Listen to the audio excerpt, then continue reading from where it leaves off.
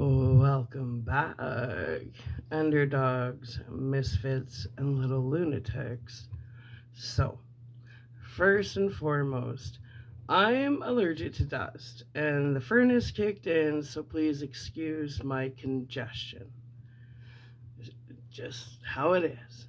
So, anyway, now that's out of the way. Okay, so I got all the downloads I needed from The Shining, so that's that's now in the past. See, this is how I work. This is how my mind works. I'm gonna let you guys in just a little bit, drip by drip. All right, this is how my mind works. You gotta know when to detach. So I got into reading The Shining, and it made me really understand, how people when they don't deal with their childhood trauma, can go completely into psychosis. And that's really, I didn't want to continue reading The Shining. Like, we're going into Christmas, man. So I think we got some good downloads I shared with everybody. So I'm kind of done with The Shining. um, I'm going into my Christmas break now. I gotta put the WCB stuff aside and redirect my focus into a higher vibration. So, well, in my mind, is a higher vibration. But what we're getting into is my Christmas series, and I haven't read these books, so I ordered this book, and it's called Christmas Ghost Stories. So they're gonna be short videos because I'm gonna do story by story. Yeah, well, let's get into it. This first one, story number 1, is called Nuremberg Christmas Market. All right. We cross from Dover on the ferry and get some time to stretch our legs in Holland before it's back on the bus. The sinking sun stains the sky to the west as the engine starts. And we're off on the long haul to Germany. Now it's very dark. Emma sleeps beside me as the bus hums down the Autobahn. Her breath sighs in and out. I wipe condensation from the windows to see what I can see, but it's not much, just a red glow from invisible cities strung along the Rhine. Nijmegen, Cologne, Koblenz. I'll spell those out. Nijmegen.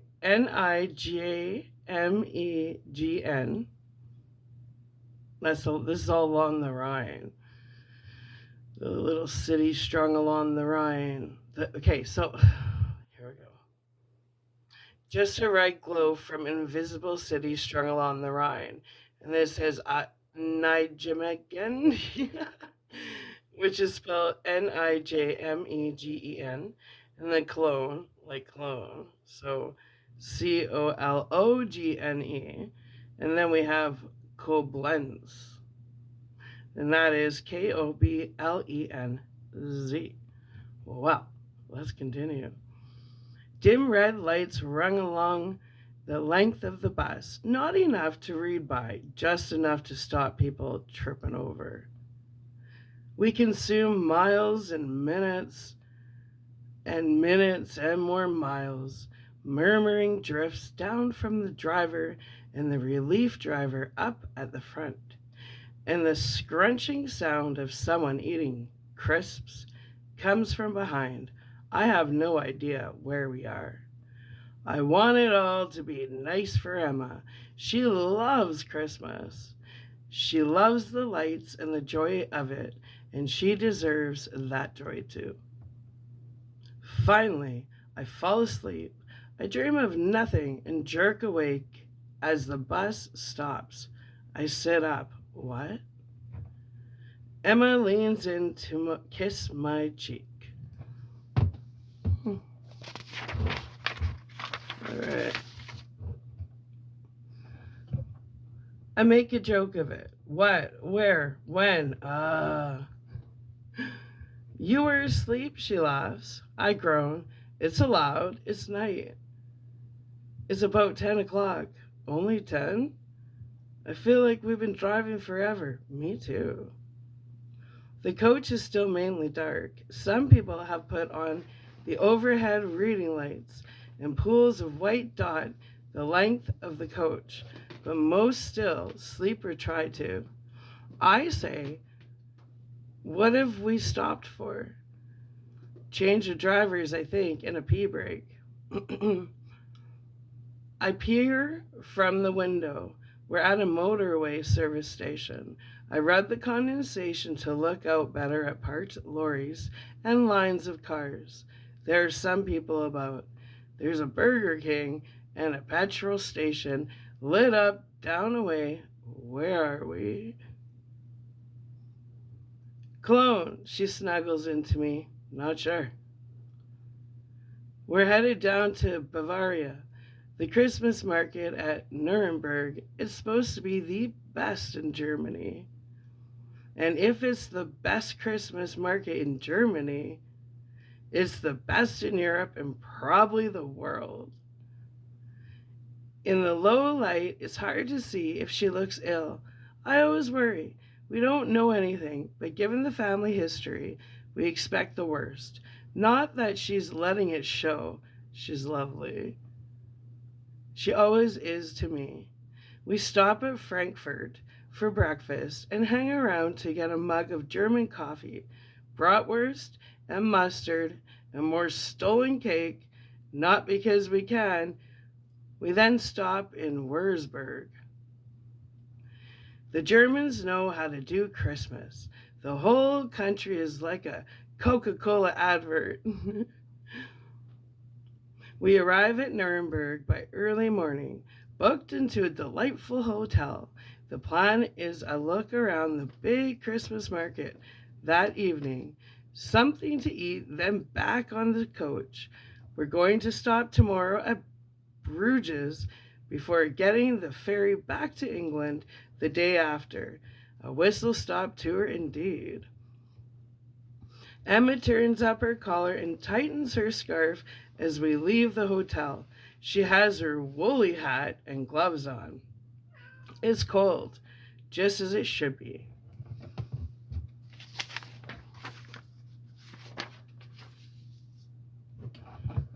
The evening gathers itself as we stroll along the medieval town, reconstructed so beautifully to create a dream of a German Gothic past, deep in the Bavarian forest with castles and towers and city walls. There are little cafes with black forest statues soaked in kirsch. The shops glitter and sparkle with fairy lights. The air is cold, but the Gluhaween fortified with schnapps warms the cockles of my heart. Emma is laughing so much, she loves it. I smell worms, cinnamon twirls, and sugary candy floss. We stroll and shop at stalls with wooden figures of soldiers and dancers, and a mouse with a sword all glittered with gold spins from a loop on a Christmas tree. There are baubles and spangles and glass that shines and sparkles in the myriad colored lights. Clouds of breath and sounds of laughter fill the air while tourists trot round the town square, sitting in old-fashioned lacquered carriages pulled by sleepy horses. Top-hatted gypsies drive them, not needing to use the wipes that toll in their hand. The horses know the way. The drivers smile and tip their hats and nod to wide-eyed tourist boys and girls, and to tourist men and women, too, in the hope of a fair. Emma and I find magic lantern stalls selling stolen cake and more mulled wine, and the most marvelous Christmas paper colored in reindeers and stars. It's all there to be bought, and Emma is so happy, and I don't mind buying it. I will spend the money. There will always be more money. I can speak a little German. Not fluently, but I like the language and can make myself understood. I give it to a top hatted driver, and Emma climbs in to take a trip around Nuremberg Old Town. The carriage creaks with leather and wood as the springs jolt and the two horses move off. Emma asks the driver what the horses are called. He's Romanian, I think, not German, but he says George and Casper, and he asks us where we're from, and we like Nuremberg. Emma answers before I can. I love it. It's magical. We get out at the end, and I pay, and Emma strokes Dietrich's and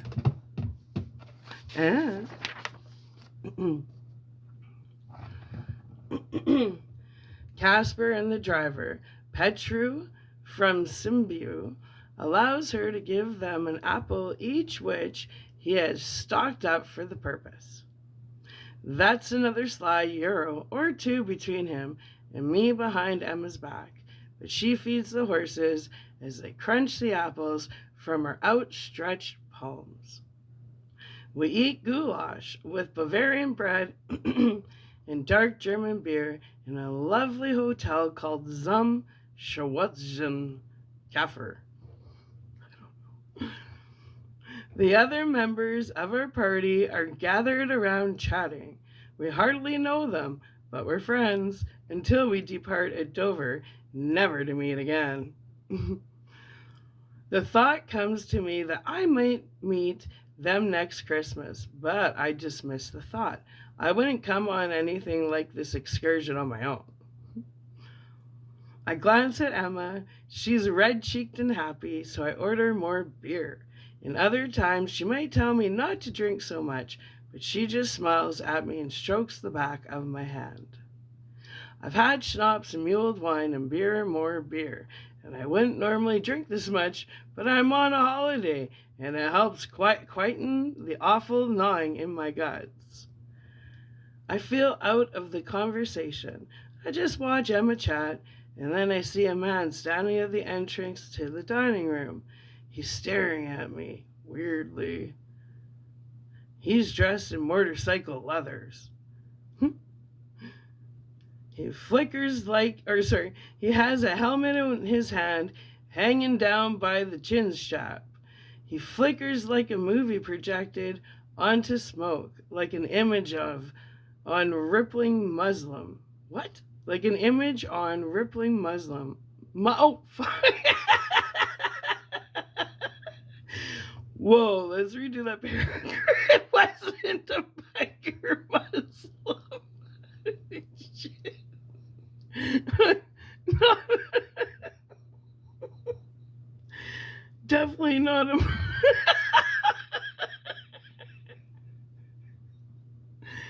definitely not a Muslim biker. So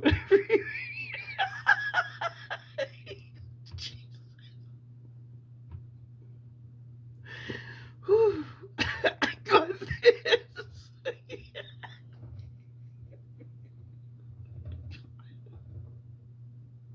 I got this. Muslim biker.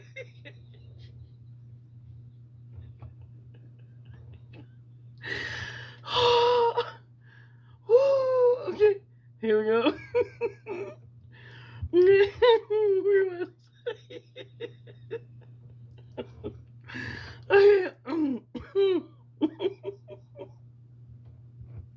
I need some tea.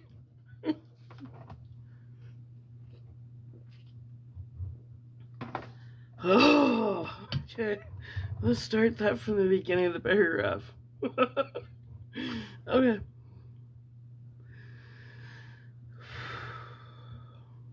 I feel out of the conversation.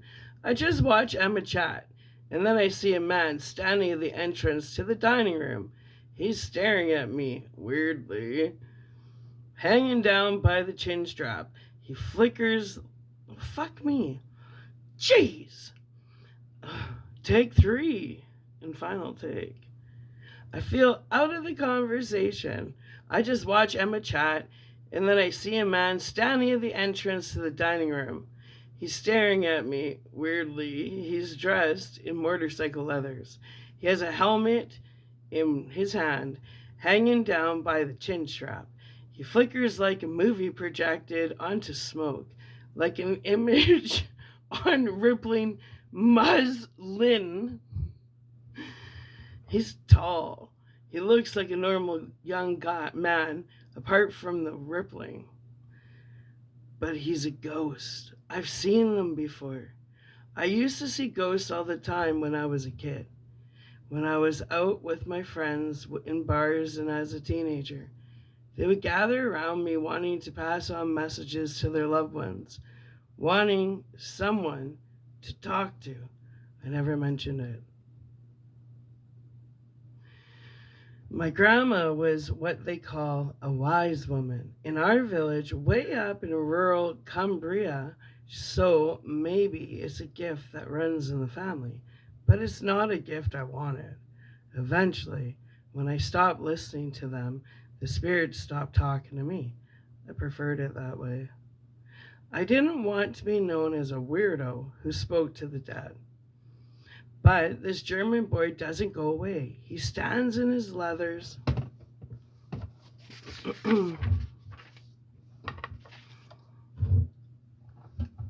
with his helmet. The waiters and guests along in and out to the toilet walk past him, not paying him any attention.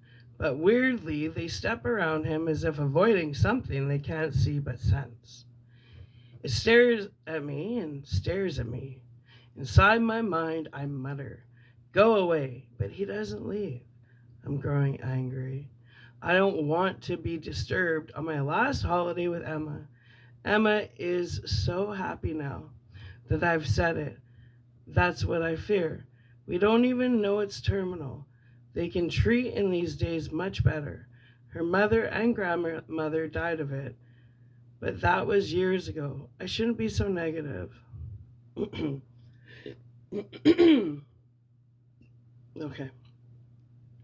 And the boy stands there like he needs me to listen. Blonde hair and young face, maybe 17 or 18. And thinking of Emma, my heart melts. What if there's something I can do? That's probably the alcohol talking. But I feel suddenly emotional. I'll help anyone, any creature living or dead, in the hope that someone will help my Emma. As I walk towards him, he walks away. He leads me to the door of the hotel, past the crowd of guests all having a good time. The cold air sobers me a little. He waits for me and says, "Please help me." I shake my head to clear it. I haven't talked to one of these things for so long. "I am Peter," he says.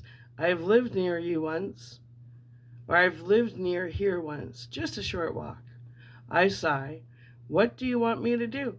"I've decided to do it, it seems." "My mother. Her heart is broken. I want you to tell her I'm all right." I breathe in heavily. "I don't know your mother. It doesn't matter. I'll show you where she is." This is nuts. I'm talking to someone immaterial, agreeing to run an errand for him. That's funny. He says, "Not many people can see me. I sensed you could." I'm about to explain that I used to see people, that it's something in my family, that is nothing I want anything to do with anymore. But he stands there, a young man in a motorcycle leathers. I don't even know if we're speaking English or German.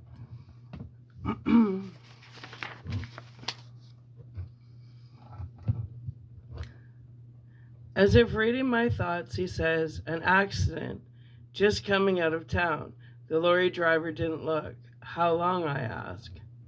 "Nearly 2 years. I'm not bounded by time anymore like you are. Mother has grieved too long, too much. She needs to be able to be happy again. I rub my forehead. I need to tell my wife that I'm going. Don't worry, she won't know. How? It doesn't matter, but thank you. Come now. It'll be quick. When we're halfway there, he turns and says, just tell her I'm happy and not to worry and that I'll see her again. I followed him as he walks through the streets of the old town, past the stalls and the lights, past the sparkles and warmth which get more distant and colder if I am wandering through a neverland of shadows and memories. I sense other ghosts around me, noticing me, paying attention, wanting to speak, but they respect Peter and let me pass unmolested. I can't see how long I walk or how far it is, but the house I stand outside now is a modern one. It's what we call a council house in England, very modest, dating from the 1980s, maybe. Not old, not spooky, nothing out of the ordinary at all. Peter waits beside me. He's waiting to see if I'll help him. I have an attack of the nerves. I don't know. This is nuts. What will the woman say if I turn up of the blue like this to her? I'm just a weird Englishman who tells her, excuse me, you don't know me, but I've just seen your dead son, and he asked me to tell you, right? She'll very likely call the police and get me committed to a lunatic assignment. Peter stands, the shadows whirling around us. It's cold. My lips are dry, my mouth thick. Knock, he says. How can I?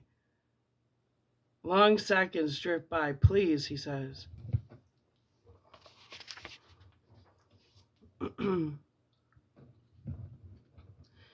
He seems close to despair. I don't know if it's fear or embarrassment or plain cowardice, but I can't knock.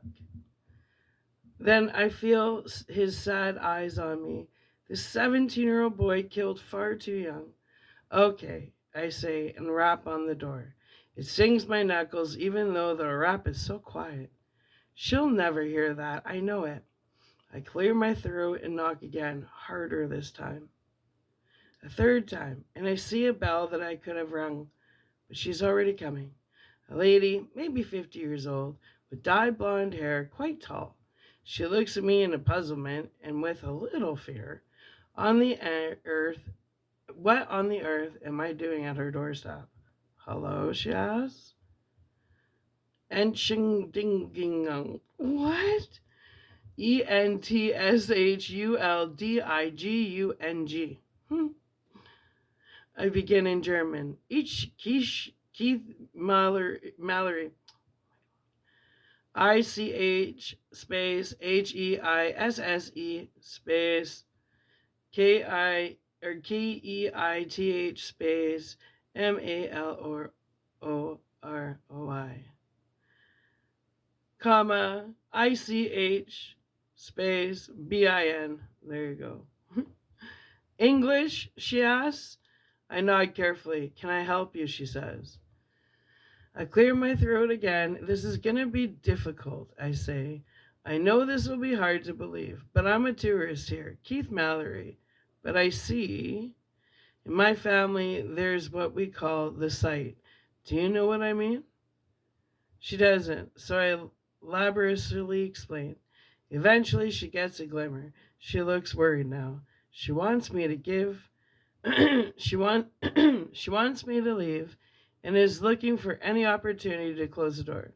Luckily, the Germans are so polite. Peter is gone. I can't see him anymore. So there's just his mother and me. Finally, I say, your son, Peter. Her eyes fill up. She catches her throat. I continue. I saw him. He spoke to me. She says nothing, just keeps staring at me with a mixture of horror, wonder, and hope. I say, he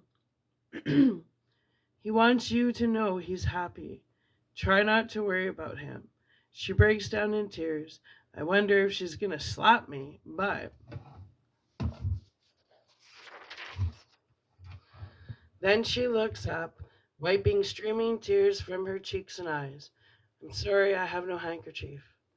I say, don't worry. I'm sorry came to tell you this.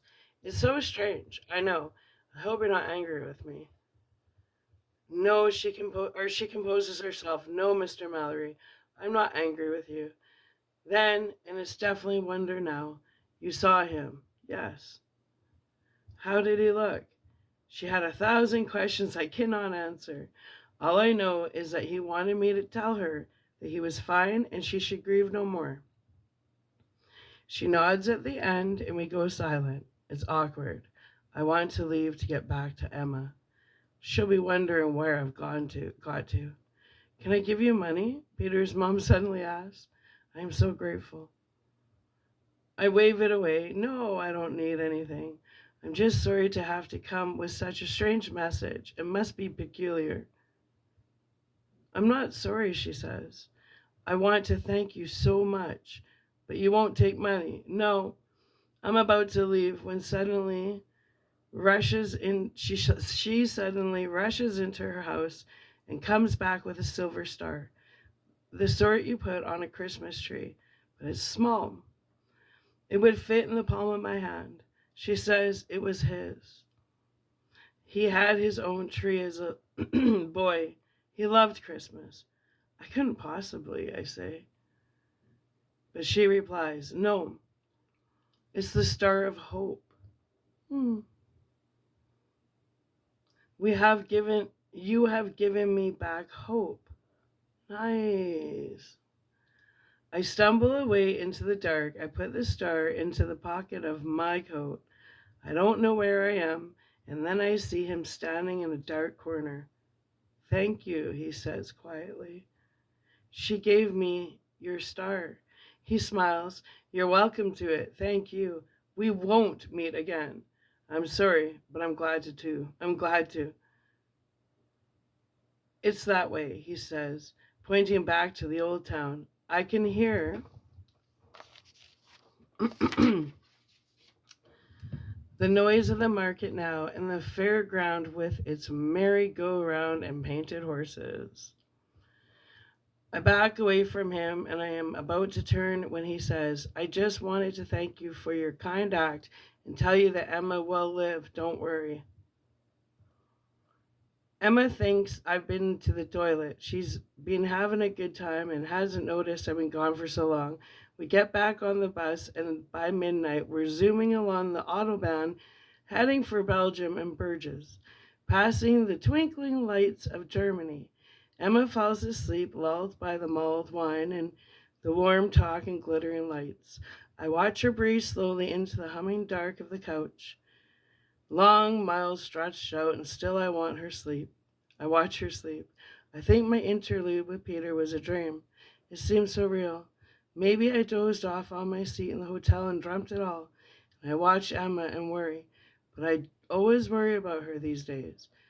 With what with the tests and the doctors. But then my fingers feel their way into the pocket of my coat that now lies folded over Emma and to keep us warm, and I feel the prickle of the silver star. That was a great Christmas ghost story. I'm going to upload this, and we're going to get into another one. That was a really, I like that. I like that. Yeah. Okay, well, welcome to my Christmas series, Little Misfits, Underdogs, and Lunatics. Come back for the story number 2. I like that one. That was good. Bye. Love ya. Yeah.